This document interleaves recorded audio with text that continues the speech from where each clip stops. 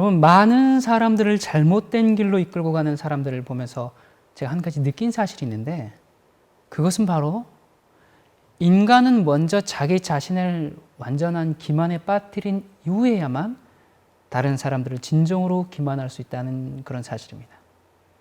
여러분, 그렇습니다. 오늘 저는 가장 무서운 영적 기만은 바로 자기 기만이라는 사실을 말하고 싶습니다. 자기 기만은 자신만 기만당해서 멸망하는 것이 아니라 다른 사람까지도 기만시키기 때문에 너무나 무서운 영적 기만입니다. 성경의 가르침과는 너무나 맞지 않는데 잘못된 이론들을 확신에 차고 아주 진지한 자세로 주장하는 사람들이 있죠. 어떤 교리나 또 성경에 대한 그런 부분에서 한번 이것이다 그렇게 믿으면 도무지 다른 것은 이해하려고 하지를 않습니다. 여러분, 우리가 아무리 진실하게 믿을지라도 그것이 우리를 구원해 주지 않는다는 것을 알아야 합니다. 또한 성경의 진리를 너무나 잘 알고 또 잘 믿고 있어요. 그래서 나는 거기에 동의한다고 그렇게 확신에 차고 논리적으로 설명할 줄 아는 사람들. 그런데 그렇게 살지 않으면서 자기가 믿고 있는 그 진리대로 살고 있다고 기만당한 사람들. 우리가 아무리 진리를 확실하게 믿을지라도 그것이 우리를 구원해 주지 않는다는 것을 또한 알아야 합니다. 이 두 부류가 믿는 것은 다르지만 결국 자신에게 기만당해 있다는 것에 대해서는 동일합니다. 여러분, 말씀드렸지만 자기 기만은 자기만 기만당해서 멸망당하는 것이 아니라 다른 사람까지도 기만시켜서 눈을 멀게 하는 아주 무서운 죄악입니다. 이런 무서운 영적 기만인 자기 기만에 심각하게 빠진 사람을 한 사람 제가 알고 있는데 여러분도 혹시 알고 계십니까? 그 사람은 바로 저입니다. 나는 주님 뜻대로 살고 있어. 나는 문제가 없어. 이만하면 훌륭해. 정말 다행이고 감사한 것은 하나님께서 제가 얼마나 심각한 기만에 빠져 있는지를 보여주셨다는 사실입니다. 성경에는 자신을 스스로 기만하는 것에 대한 경고가 기록되어 있습니다. 고린도전서 3장 18절에 아무도 자기를 속이지 말라. 너희 중에 누구든지 이 세상에서 지혜 있는 줄로 생각하거든 미련한 자가 되어라. 그리하여야 지혜로운 자가 되리라. 여러분, 이 말씀은 우리가 쉽게 이해할 수 없는 그런 경고예요. 어떻게 우리가 우리 자신을 속일 수 있을까요? 여러분, 우리는 다른 사람들이 우리에게 어떤 잘못된 정보를 제공함으로써 또는 어떤 사실을 은폐함으로써 우리가 속임을 당할 수 있어요. 그런데 어떻게 우리가 우리 자신을 스스로 속일 수 있단 말입니까? 그럼 만약 우리가 어떤 잘못된 말이나 어떤 일을 했다고 이제 이렇게 가정해 봅시다. 이 잘못된 말이나 행동을 한 후에 우리는 그것을 계속적으로 이제 생각하고 기억합니다. 이렇게 했으면 더 좋았을 텐데. 이렇게 말했으면 더 좋았을 텐데. 그렇게 후회를 하게 되죠. 그리고는 다음에는 그런 잘못을 반복하지 말아야지. 그런 마음의 준비를 하게 됩니다. 물론 여기까지는 아주 당연하고 바람직한 과정이에요. 그런데 그때 내가 그렇게 할 수밖에 없었어. 그렇게 생각하기 시작하면 우리는 자기 기만의 늪으로 기어 들어가는 것입니다.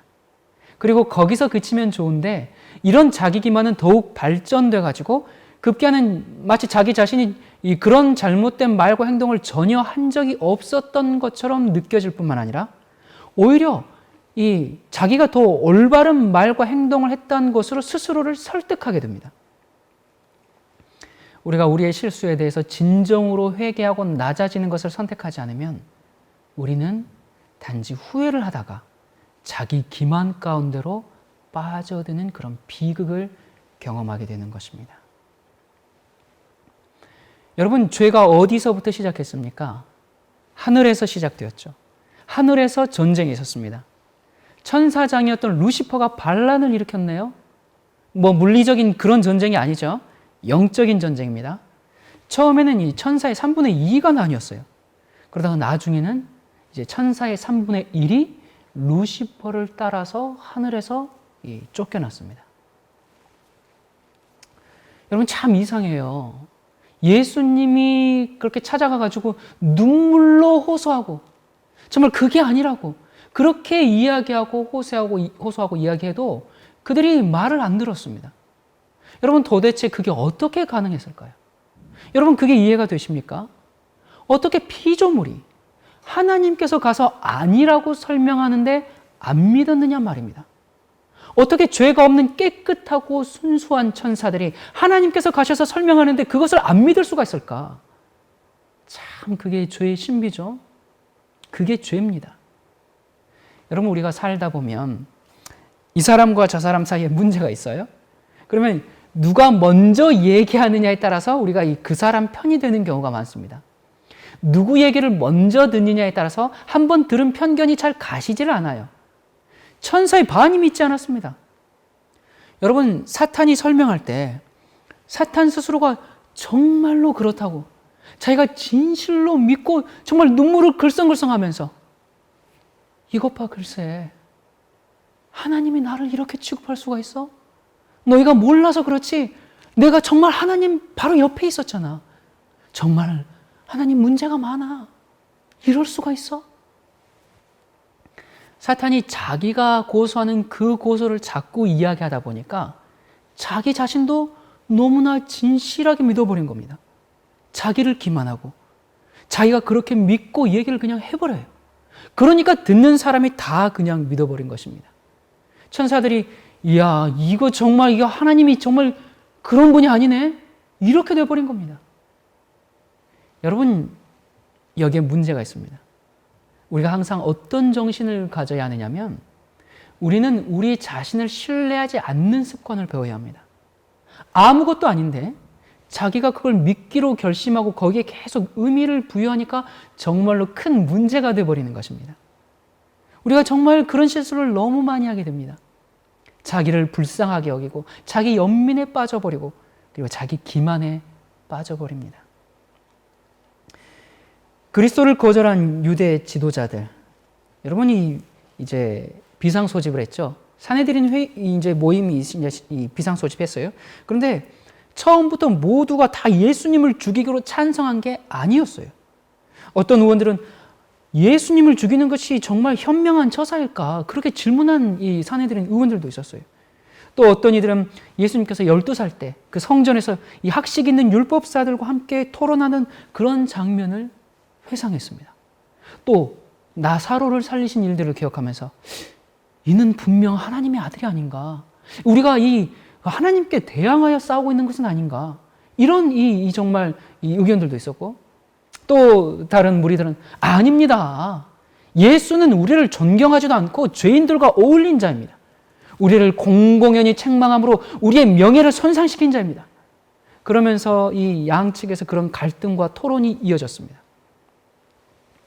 그때 대제사장 가야바가 일어나서 뭐라고 합니까? 온 민족이 멸망당하는 것보다 한 사람이 백성을 대신해서 죽는 것이 더 낫다. 그걸 모릅니까? 여러분 예수가 비록 무죄할지라도 민족을 위해서 죽어야 합니다. 그들에게 예수님은 아주 성가신 존재였어요. 그들의 권위가 약화되는 것보다 예수님이 죽는 편이 훨씬 나았죠. 이 사람들이, 이 지배자들이 백성들의 신임을 잃게 되면 어떻게 됩니까? 이들은 그렇게 생각하는 거예요. 그러면 국가의 이 권력이, 국가의 세력이 훼손될 것이다.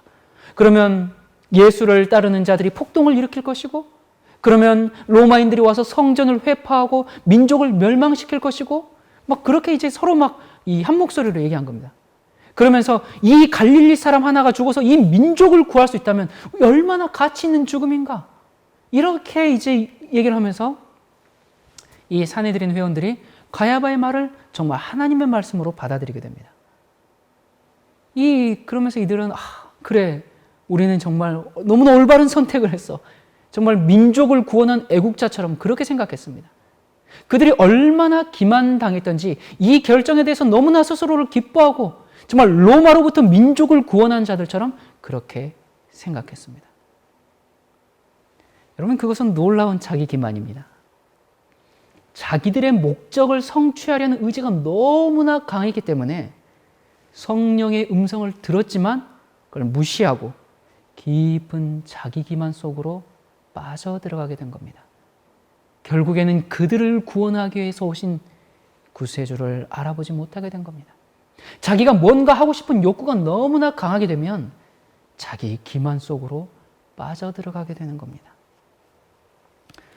또 모세에 대해서 반기를 들었던 이 고라, 다단, 아비람, 이들은 또 어떻습니까? 이 자기들이 꾸미고 있던 이 반역을 반역적인 행위로 생각한 게 아닙니다. 이들은 옳은 일을 하고 있다, 그렇게 믿고 확신하면서 일을 진행했어요. 이들은 이 구테타를 일으킨 게 아니에요. 이들이 이제 이 넌지시 이렇게 백성들에게 한 말들이 백성들에게 너무 잘 받아들여진 겁니다. 그러면서 그렇구나, 이게 하나님 뜻이구나, 이 백성들도 이렇게 생각하는구나, 이렇게 이들이 여기게 된 거예요. 그러면서 이들은 정말 하나님께 대한 열심으로 이 자기들이 움직이고 있다, 그렇게 믿게 된 겁니다. 그들은 모세를 죽이고 자기들이 그 지도권을 차지하려고 음모를 꾸미고 있었음에도 불구하고 자기들의 반란은 아주 타당하고 당연한 것으로 생각했어요. 하나님께서 인정하실 것으로 믿고 있었습니다. 여러분, 이들이 정말 이 하나님의 섭리와 인도하심이 항상 모세에게 역사하고 있었음을 이들은 목격했습니다. 그것을 함께 경험했어요. 그럼에도 불구하고 자기 기만의 늪에 빠져버린 겁니다. 여러분, 우리가 하나님의 역사하심과 이 성령의 움직임을 볼 수 있는 눈과 귀를 가지고 있지 못하면 우리는 그리스도를 십자가에 못 박도록 계획한 유대의 지도자들, 정말 교묘한 정치적인 술수로 자신을 포장하게 되는 그런 유대 지도자들이 될 수 있습니다. 또 이스라엘 족장들을 선동해서 반란에 앞장섰던 고라의 반역을 합리적이고 타당한 것으로 인정하게 됩니다. 우리도 늘 깨어서 자신을 지키지 않으면 그때의 상황에서 그들의 열렬한 지지자가 되거나 아니면 비겁한 침묵을 지키는 사람들의 무리 속에 서 있을 수밖에 없게 되는 겁니다. 그러면 어떻게 이 자기 기만이 시작될까요? 이 자기 기만은 점차적으로 일어납니다. 여러분, 우리는 이 모두 자기 기만의 위험 가운데서 살고 있어요. 예외가 없습니다. 유대인들은 성경을 가지고 있었어요. 메시아를 직접적으로 대면해서 그의 기적을 보고 가르침을 들었는데도 심각한 자기 기만에 빠지고 말았습니다. 여러분, 자기 기만은 매우 작은 어떤 일에서 시작됩니다. 여러분, 사탄이 단번에 누구를 죽이라 그렇게 충동하지 않아요. 사탄이 처음부터 유대 지도자들에게 즉시 그리스도를 죽여라 그렇게 속삭이지 않았습니다. 또 고라와 다단과 아비람에게도 모세를 단번에 반대하라 그렇게 충동하지 않았습니다. 여러분, 만약 사탄이 그런 방법으로 그들에게 이렇게 접근하면 그들은 그 사탄의 그런 충동을 거절했을 겁니다. 사탄은 우리를 자기 기만의 늪으로 끌고 가기 위해서 아주 사소하고 조그만 일로부터 이 사탄이 그 일을 이제 시작합니다. 여러분, 이 고라에게 있어서 이 자기 기만은 자기 연민이 동기가 됐습니다. 고라는 모세의 사촌이거든요. 그리고 레위 자손이에요. 그럼에도 불구하고 제사장 직분을 갖지 못했어요. 그래서 마음에 늘 질투와 불만이 있었습니다. 아니, 도대체 난 뭐야? 내가 이 정도 대접밖에는 받지 못하는 존재야? 이 처음부터 공공연하게 반역 행위를 한 게 아니죠. 그러면서 은밀하게 한두 마디씩 불만과 문제를 사람들에게 제시했습니다. 그러면서 모세를 반대했습니다. 여러분이 서운함이라는 마귀가 들어가면 정말 무서워요. 이 서운함이 들어와서 그를 이 병들게 만들어 버렸습니다. 여러분, 제가 이렇게 보니까 많은 사람들을 보니까 이 서운함이라는 마귀가 정말 제일 무서운 것 같습니다. 그게 들어가면 정의가 보이지 않습니다. 상식이 통하지가 않아요. 상처받은 그 감정이 자기를 그냥 삼켜버려요. 그래서 이 자기 연민으로 시작된 이 감정은 결국에 사람을 죽이는 일까지 이르게 되는 겁니다. 여기 유대의 제사장들 똑같습니다. 동일한 이유로 예수 그리스도를 죽이게 된 겁니다. 예수님께서 탄생하실 때 이들은 자기들이 듣지 못한 이 천사들의 노래를 무식하고 천한 목자들이 들었다는 것에 대해서 아주 몹시 싫어했습니다. 아니 왜 천사들은 정말 이 유대의 고명한 랍비인 우리를 찾아오지 않았는가? 이 유대 지도자들은 이 정말 이 자기들이 무시당하고 모욕당하는 느낌을 그때부터 느낀 겁니다. 이 비극의 시작점이 되는 거예요. 거기서부터 이들이 이제 이 싹터오고 키워온 것이죠. 오 그리스도 322페이지 보면 이런 말씀이 있습니다. 흔히 그 과정은 점차적이요 거의 알아챌 수 없다. 빛은 하나님의 말씀과 당신의 종을 통하여 혹은 성령의 직접적인 역사를 통하여 사람에게 임한다. 그러나 한 줄기의 빛이라도 무시할 때에 영적 감각력이 부분적으로 마비되어서 두 번째에 나타나는 빛은 그만큼 분명하게 식별할 수 없게 된다. 그리하여 암흑은 증가되고 마침내 영혼이 밤과 같이 어두워진다. 유대의 지도자들은 이러한 상태에 빠져 있었다. 그들은 하나님의 능력이 그리스도와 함께 하신다는 것을 확신하였으나 진리를 대적하기 위하여 성령의 역사를 사탄에게 돌려버렸다. 이렇게 행함으로 그들은 고의로 기만을 선택하였다. 그들은 사탄에게 굴복하였으며 그때 이후로 그의 능력에 지배당했다.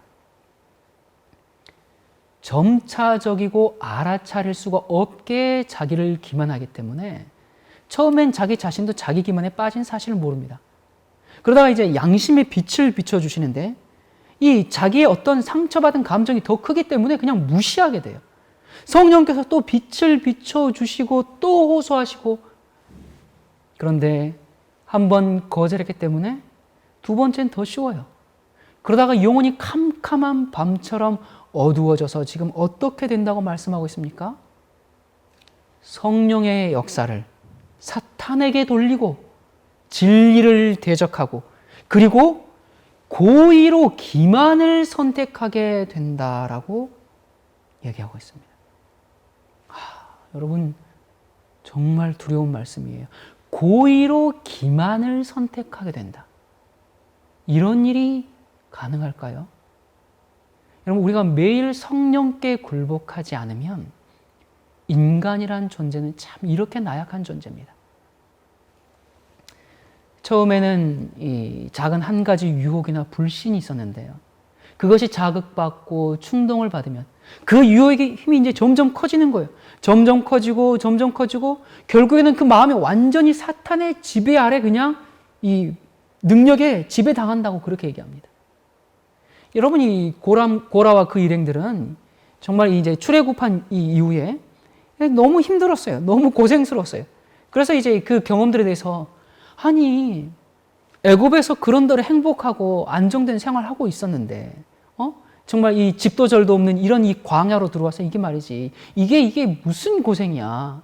이런 어려움과 고난은 다 모세가 제대로 인도하지 못했기 때문이야. 그러면서 여러 번 이제 이 모세에게 의견을 제안했을 겁니다. 모세 이렇게 합시다. 저쪽으로 돌아갑시다. 이것 보시오. 당신 혼자 이렇게 하면 독재라는 거 모릅니까?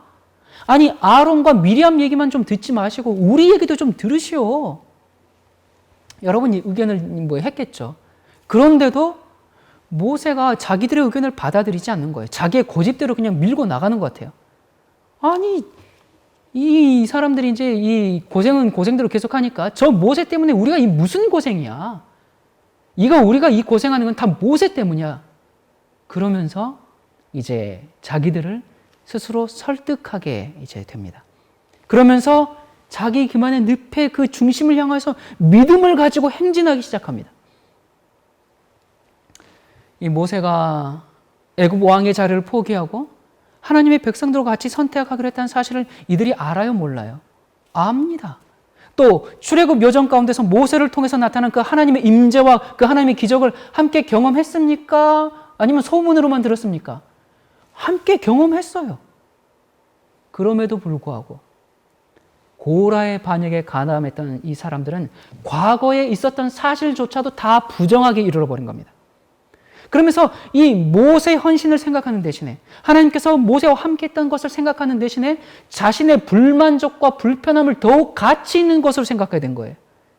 그러면서 결국에는 지금까지 있었던 모세의 모든 그 헌신과 봉사들이 전혀 무가치하고 비합리적인 것으로 확신하게 됩니다. 여러분, 우리가 작은 시험과 유혹이 마음속에 자리를 잡으면 지금까지 있었던 사실에 대한 변조 작업이 시작됩니다. 자기가 행한 잘못된 행위에 대해서 합리성을 부여하게 돼요. 누구라도 그때의 나였다면 나처럼 그럴 수밖에 없었을 거야. 처음에는 자기 변명을 하다가 점점 그것이 옳은 일이었다고 믿게 됩니다. 그럼 뭐예요? 이 기억이 변조되는 겁니다. 과거의 기억이 달라지는 거예요. 그럼 굉장한 일이죠. 우리 인간이 그렇습니다.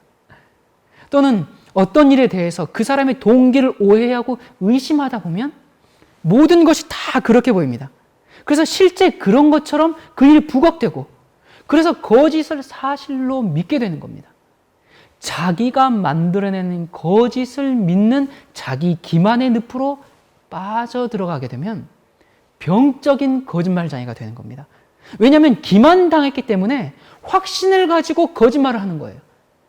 자기의 생각이 옳고 타당하고 합리적이라고 확신하면서 잘못된 일을 도모하게 됩니다. 여러분이 예수님을 거절했던 이 유대인들, 그리고 또 모세를 대항해서 모반했던 이 백성들은 돌이킬 수 있었던 충분한 기회들이 있었습니다. 그들은 진실을 볼 수 있었어요. 그 당시의 상황을 볼 수 있는 그런 충분한 경험들이 있었어요. 여러분, 예수님께서 우리를 그냥 기만에 빠져버리게 그렇게 내버려 두지 않아요. 우리가 올바른 선택과 판단할 수 있도록 빛을 계속 비춰주십니다. 그런데 우리가 의심을 계속적으로 마음에 품어요. 그러면서 그것을 계속 키웁니다. 자기 연민에 몰입되고 스스로 자기를 또 설득하는 거예요. 그러면서 자기가 의롭다는 생각에 빠져들고 상대방은 정말 잘못된 것처럼 그것을 계속 과장하고, 그러다가 마음에서 싹튼 이 작은 의혹들을 이제 주변 사람들에게 퍼뜨리게 되는 매우 위험한 상황을 불러오게 되는 겁니다. 여러분, 이 성경에 나타나 있는 인물들 중에서 이 자기 기만에 빠진 또 한 사람의 예는 유다의 마지막 왕인 시드기야가 될 겁니다. 이 다니엘서 3장 1절부터 이 3절에 보면요. 느부갓네살 왕이 금으로 신상을 만들었으니, 자, 쭉 이제 제가 이 내용을 읽지 않겠습니다. 이 말씀은요. 아마 여러분들이 이 내용 잘 아실 거예요. 그 이제 두라 평지에 금신상이 세워졌죠. 여러분, 이 히브리 청년들은 사드락, 메삭, 아벳느고 이 세 사람은 두라 평지에 세워진 그 느부갓네살의 그 금신상에 절하기를 거절했어요. 정말 진리를 고수했죠. 여러분이 이 감동적인 이야기를 잘 알 것입니다. 이제 거기는 말씀이니까. 자, 이 자리에 시드기야도 있었습니다. 여기 보면, 제가 말씀을 뺐는데, 여기 보면 느부갓네살 왕이 모든 방백과 수령과 도백과 재판관, 재무관, 모든 각 도의 관원들을 전부 불러오게 됩니다. 이 자리에 시드기야도 온 거예요. 그 당시 바벨론은 이스라엘을 이제 하나의 도로 지정했잖아요. 그렇기 때문에 시드기야를 총독으로 삼았습니다. 그래서 이제 이 바벨론 왕인 느부갓네살 왕의 이 금신상 낙성 예식에 부름을 받아서 참석했어요. 자, 히브리 청년들과 함께 이 두라 평지에 함께 있었습니다. 그날 여러분 한번 생각해 보세요. 주위를 조심스럽게 살피고 있는 이 시드기야 왕을 한번 생각해 봅시다. 보니까 저기서 히브리 세 청년이 우뚝 서 있네요. 그 모습을 보면서 아마 잠시 동안 자기 자신도 정말 고민했을 겁니다. 내가 같이 설까 말까? 그러나 이 믿음과 용기를 그냥 잃고 말았죠. 결국 시드기야는 어떻게 했습니까? 금신상에 절을 했어요. 시드기야가 지금 이 일에 대해서 장시간을 두고 생각하고 또 후회했을 겁니다. 그 청년들은 그렇게 했는데 말이지. 내가 내가 이런 생각을 많이 했겠죠. 그러다가 그는 아니야. 이스라엘을 위해서 나는 당연히 해야 할 일을 했어. 그렇게 자신을 설득하게 됩니다. 내가 절하지 않았다면 이스라엘의 안녕은 보장할 수 없었을 거야. 내가 절함으로 우리 민족이 평안을 얻게 된 거야. 내가 절하지 않으면 이들이 또 이스라엘을 어렵게 만들었을지도 몰라. 그렇게 하면서 그는 자기 기만의 늪으로 접어들게 됩니다. 그러면서 자기의 그 수치스러운 기억을 조금씩 변조시키고 조금씩 미워하면서 자기의 그 배도에 대해서 타당하고 정말 합리적이었다고 자신을 설득하게 되는 겁니다. 그렇게 그는 마음의 평안을 되찾게 됩니다. 그러면서 오히려 그 히브리 세 청년을 이 상황에 따라서 이 정말 적응할 줄 모르는 답답한 이 고리타분한 그런 사람들로 평가하게 됩니다. 이 자기 기만은 계속 그렇게 생각함으로 자기의 기억을 변조시키는 겁니다. 과거에 있었던 사실들도 다 부정하게 되고요. 상대방을 죄인으로 만들기도 하고 또 자기는 역시나 옳았다는 기만에 빠져들게 됩니다. 이 바울이 되기 전에 사울도 자기 기만에 빠진 한 예일 수가 있습니다. 여러분, 사울이 그렇게 된 것은 잘못된 교육에 의해서 그렇게 될 수도 있고요. 또 잘못된 정보들 때문에 그럴 수도 있고, 자기가 신뢰하는 주변 사람들의 말 때문에 형성된 경우일 수도 있고요. 자기가 속해 있는 교단에 대한 맹신 때문에 그렇게 될 수도 있습니다.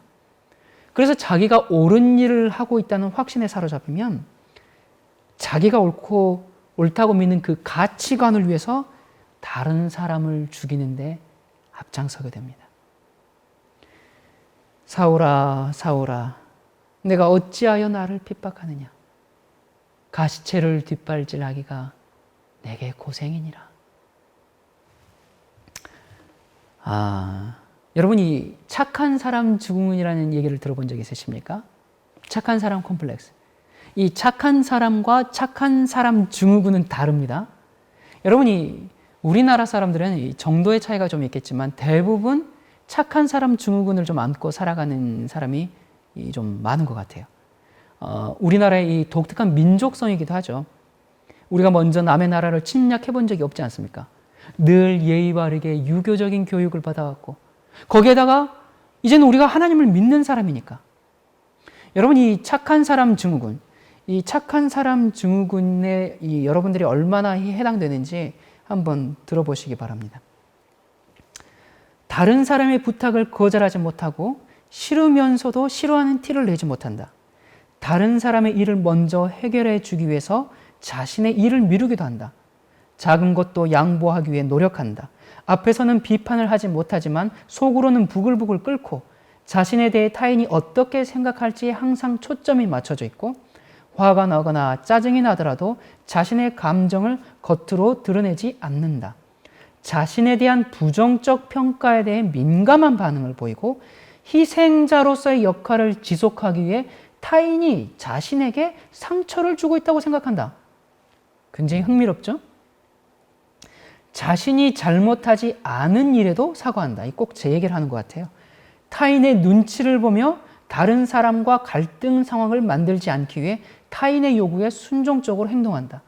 거절을 잘 못하며 거절하면 무슨 큰 죄를 짓는 것처럼 하고 싶지 않아도 평화를 위해서 그 사람에게 좋은 이미지를 남기기 위해서 다 수용한다. 다른 사람과 갈등을 피하기 위해 먼저 사과하고 용서를 구한다. 규칙을 지키기 위해 과도하게 노력한다. 약속을 지키지 않거나 명령을 따르지 않는 것을 참지 못한다. 여러분 어떻습니까? 저는 제 자신을 가만히 보면 저는 이 착한 사람이 아니라 착한 사람 증후군을 앓고 있는 사람입니다. 여기 보니까 거의 제 얘기인 것 같아요. 한 번은 제가 중학교 때 호랑이 선생님이 이제 자율학습을 시키고 이 자리를 비우셨습니다. 이 워낙 무서운 선생님이기 때문에 정말 조용해요. 연필 하나만 딱 떨어지면 그냥 따그르르 그 소리가 크게 들리는 그런 시간이었어요.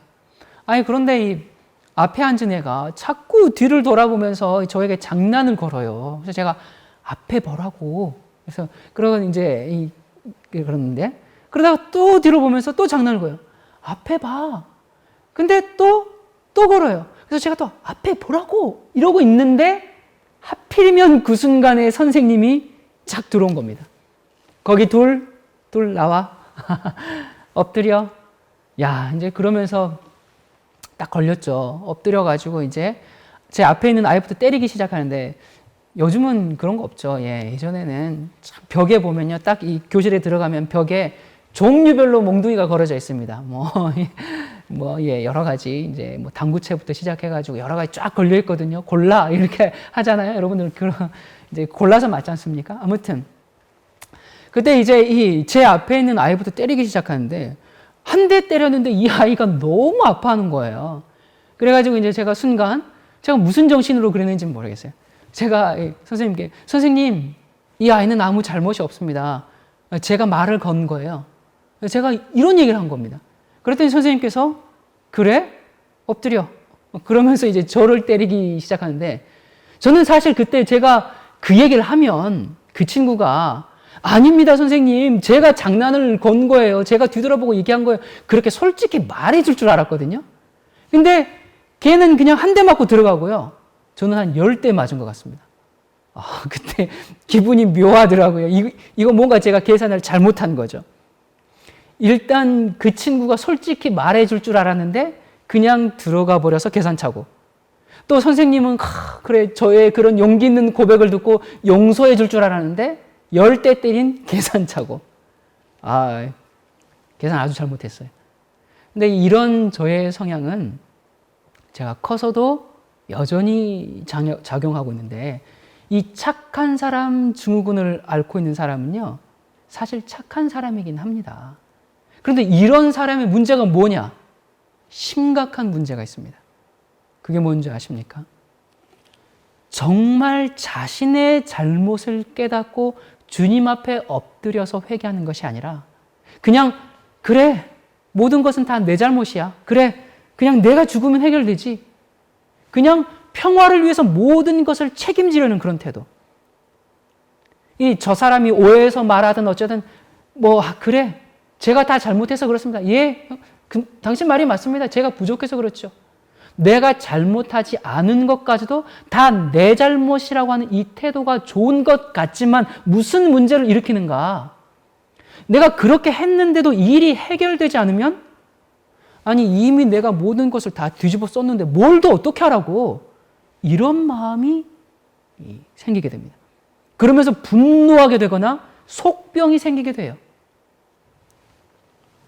여러분, 진정으로 낮아지는 것이 아니라 속으로는 여전히 정당성을 가지고 있게 되는 거예요. 여전히 난 억울한 거예요. 그러면서 어떻게 돼요? 자기가 억울하니까 난 억울해. 그러면서 그게 계속 쌓이는 겁니다. 겉으로는 예, 제 잘못입니다. 예, 제가 부족해서 그렇습니다. 제가 다 책임져야죠. 이랬는데 여전히 억울한 거예요. 여전히 분노가 있는 거예요. 이게 회개입니까, 여러분? 아니죠. 부부 간의 문제, 부모 자식 간의 문제, 교회에서의 문제, 사업상의 모든 인간관계에서 싸움을 피하고 싶고 논쟁을 피하고 싶고, 그래서 대신 매를 맞는 그 여러분들은 정말 착한 사람들이에요. 그러나 그러다 보면 자기를 기만하게 된다 그 말입니다. 자기가 정말 의로운 사람인 줄 알게 되는 거예요. 그러면서 자기를 불쌍히 여기고 자기 연민에 빠져서 겉으로는 분명히 다 책임지고 매를 다 맞았는데 속으로는 원망과 억울함과 분노가 영혼을 갉아먹게 된단 말입니다. 착한 그리스도인들이시여, 그게 아니라 내 영혼이 얼마나 속절없는지 자기의 진짜 모습을 주님 앞에 낱낱이 봐야 합니다. 자신을 덮고 있는 기만에서 눈을 떠야 합니다. 착한 사람이라는 가짜 외투 속에 숨겨놓은 자신을 봐야 합니다. 그래야 소망이 있습니다. 저는 제가 꽤 괜찮은 사람이라고 생각하면서 살았습니다. 남한테 싫은 소리 한 번 안 하고, 어쩌다 싫은 소리 하면 오히려 내가 미안해서 어쩔 줄 몰라 하고 참 착하게 살아왔습니다. 여러분, 그게 잘못됐다는 게 아니에요. 여러분, 그렇게 사세요. 사랑하며 살기도 시간이 없는데 왜 남들에게 상처 주면서 사십니까? 그런데 문제는 잘못하면 하나님, 이만하면 됐지 뭘 얼마나 더 잘하란 말입니까? 이런 기만에 빠지게 된다는 것입니다. 여러분, 우리가 하는 이 말은 마음속에 무엇이 존재하는가를 보여주죠. 마음에 가득한 것이 입으로 나온다고 말했죠. 말은 그 사람이 어떤 사람인지를 나타내 줍니다. 그리고 동시에 말은 그 사람의 성품을 다시 꼴져줍니다. 그러니까 다시 말해서 말은 그 사람의 성품을 보여줄 뿐만 아니라 다시 그것이 자기의 성품에 강력한 영향을 줘요. 자기가 하고 있는 그 말에 자기의 성품이 다시 만들어지는 겁니다. 여러분, 얼마나 두려운 일입니까? 만일 우리가 사실이 아닌 것들을 반복해서 계속 말하게 되면 결국에 가서는 그것을 진짜 사실처럼 믿게 되고 혼돈 가운데서 자기 기만으로 들어가게 됩니다. 오그리스도 323페이지입니다. 사람들은 자신의 말로 영향을 받는다. 때때로 사탄의 자극을 받아 순간적인 충동 아래서 그들은 시기나 악한 억측의 말을 바라게 되며 자신들이 진정으로 믿지 않는 바를 마치 진정으로 믿는 것처럼 표현한다. 자, 여러분, 우리가 이런 실수를 많이 하죠. 여기 보면 자기가 진정으로 믿지 않는데 그것을 믿는 것처럼 자기도 그렇게 말한다는 거예요. 말할 땐 사실 나는 그렇게 믿지 않아 라면서 속으로는 생각하는데 문제는 그렇지가 않다는 거예요. 여기 보세요. 그러한 말은 사상의 반응을 일으킨다. 그들은 저희가 한 말에 스스로 속게 되며 사탄의 선동을 받아 말한 것을 진실이라고 믿게 된다. 분명히 처음에는 자기가 사실로 믿고 말한 게 아니었어요. 그런데 말을 하고 나면 그 다음에는 진정으로 믿게 되고 자기를 속이게 된다라고 말하고 있습니다. 그러면서 어떤 의견이나 결정을 발표한 후에 그들은 흔히 너무 교만하여 그것을 철회하지 아니하고 자신이 옳은 것을 증명하려고 힘쓰다가 마침내 저희가 정당하다고 믿게 된다. 처음엔 사탄의 충동을 받아서 어떤 시기나 악한 억측을 얘기했는데 결국에는 어느 것이 거짓이고 어느 것이 진실인지 스스로가 혼동하게 돼버려요. 그래서 사실과는 상관이 없는 자기의 상상을 실제적인 진실로 믿게 되는 묘한 상황이 일어나게 되는 겁니다. 여러분, 우리는 스스로를 속이는 상황이 많이 일어나고 있는 이 시대에 살고 있습니다. 한 사람이 자기 기만 가운데로 들어가게 될 때 그는 이 주변에 있는 사람들에게 강력한 기만의 영향력을 발휘하게 됩니다. 그러면서 자기 기만 가운데서 확신을 가지고 말하기 때문에 강력한 설득력을 가지고 사람들에게 호소하게 됩니다. 여러분, 어떻게 우리가 이런 자기 기만의 이 비극에 정말 빠지게 될까요? 우리들의 점차적인 결정들에 의해서 우리는 그러한 비극의 주인공이 되는 겁니다. 점차적인 결정.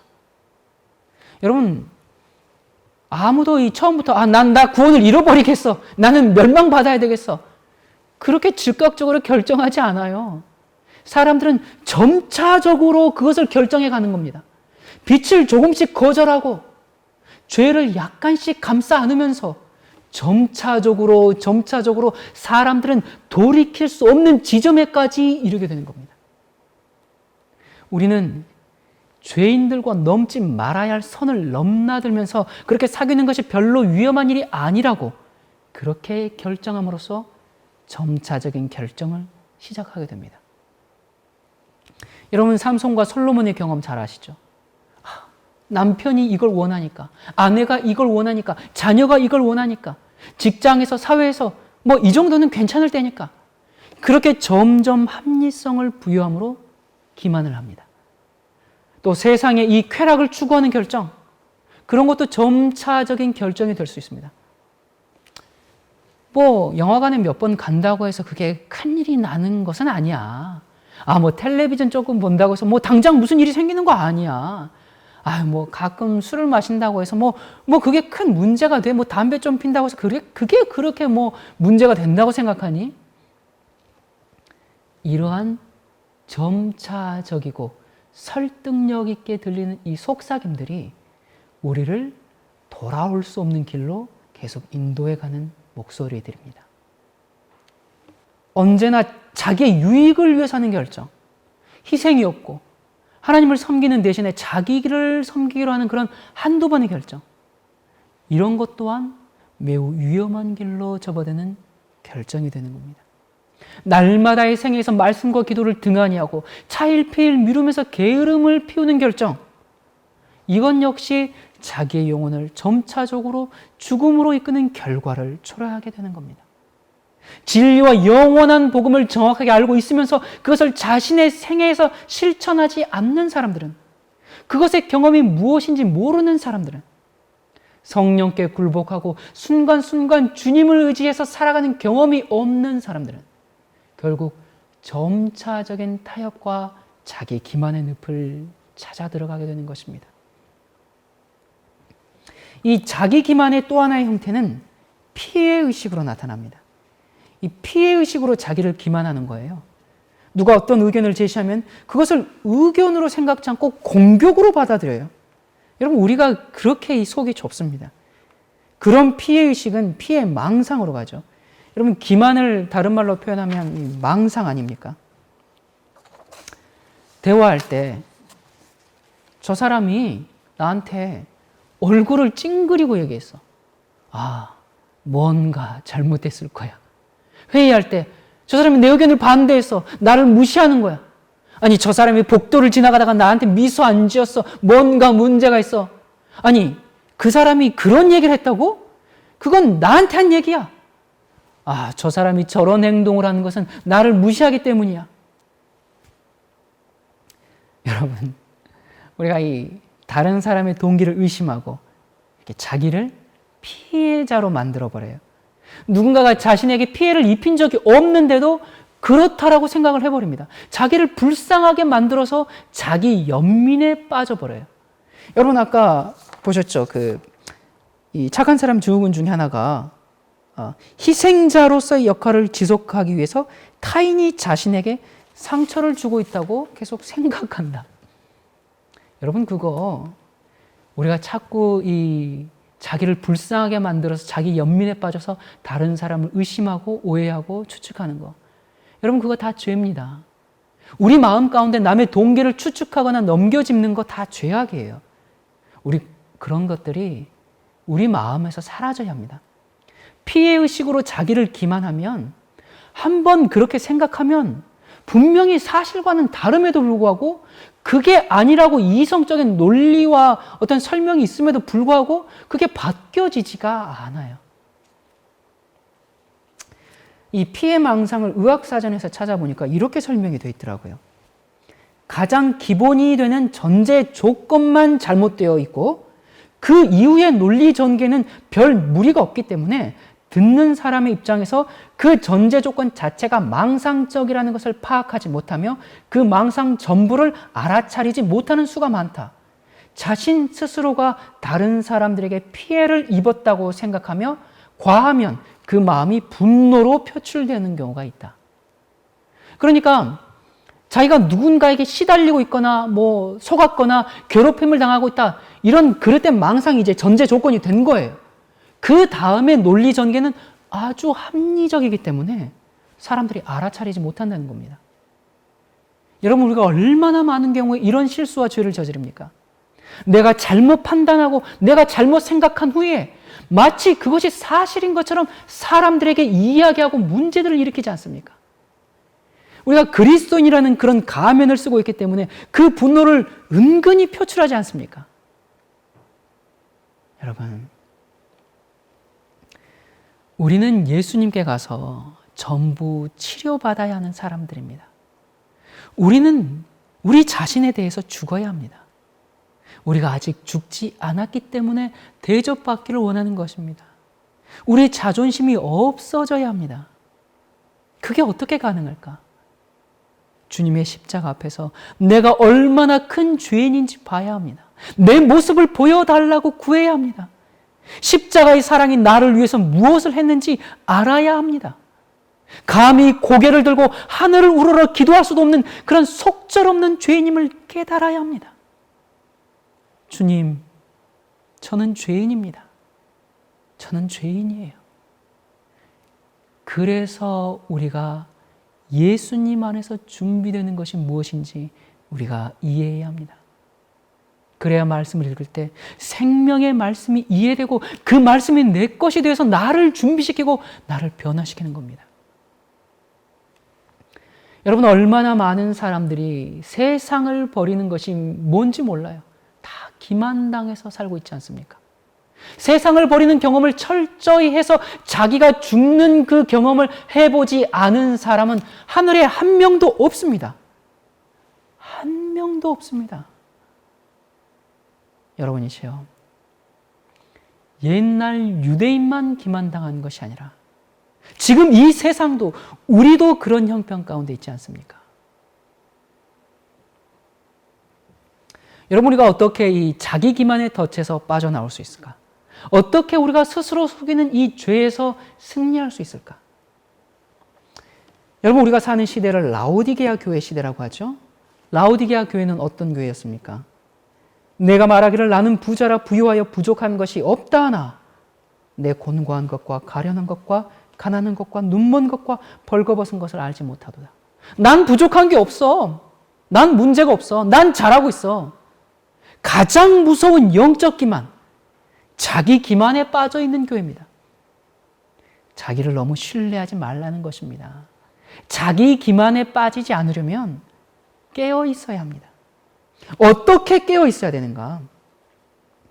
베드로전서 4장 7절에 보면 만물의 마지막이 가까웠으니 그러므로 너희는 정신을 차리고 근신하여 기도하라. 누가복음 22장 46절 이르시되 어찌하여 자느냐? 시험에 들지 않게 일어나 기도하라. 정신 차려라. 근신하여 기도해라. 깨어 있어 기도해라. 여러분, 정신 차리고 근신하여 기도한다는 것은 자기를 너무 신뢰하지 말라는 말입니다. 자기의 상태가 어떤지, 자신이 어떤 사람인지 좀 보라는 겁니다. 난 언제든지 틀릴 수 있다라는 그 인식을 가지라는 겁니다. 주님 안에서 내가 얼마나 속절없는 연약한 존재인지 좀 깨달아 알란 말입니다.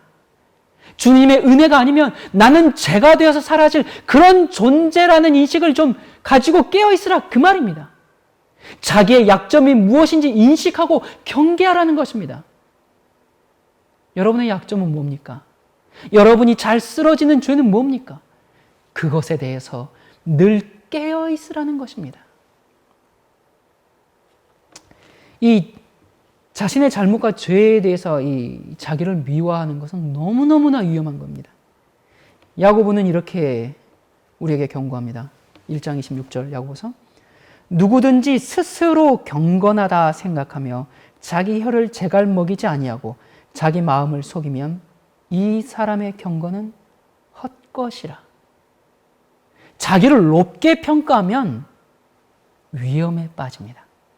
남을 판단하고 정죄하는 것은 최소한 그 사람보다 자기는 더 낫다는 기만이 밑바닥에 있는 거거든요. 스스로 경건하고 거룩하다고 생각하는 그 사람의 경건은 헛것이다라고 지금 말씀하고 있습니다. 마태복음 12장 36절 37절에 내가 너희에게 이르노니 사람이 무슨 무익한 말을 하든지 심판날에 이에 대하여 신문을 받으리니 내 말로 의롭다함을 받고 내 말로 정죄함을 받으리라.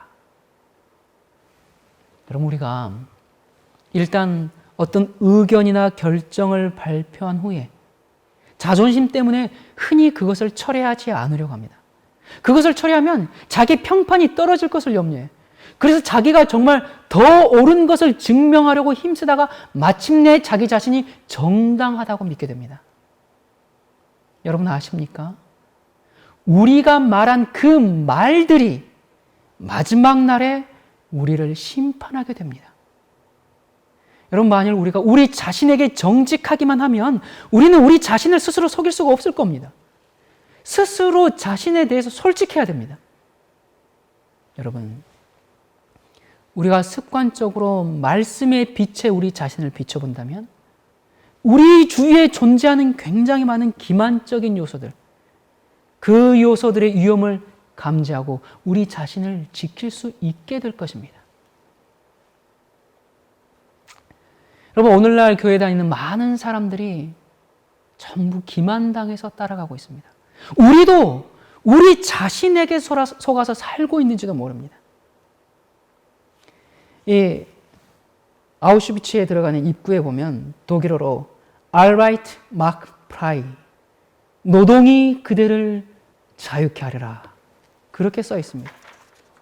얼마나 허울 좋은 문구인지 모릅니다. 잡혀 들어가는 수용소 입구에서 오케스트라를 연주했습니다. 유대인들을 전 유럽에서 다 잡아왔는데, 잡아올 때 포로 수용소 간다 그렇게 데리고 잡아오지 않죠. 좋은 곳에 가서 정말 유대인들에게 특별히 좋은 대우를 해준다 그러면서 그들을 다 기만했습니다. 사람들이 기뻐서 자기가 잡혀가는 기차표를 자기 돈으로 사서 오게 했습니다.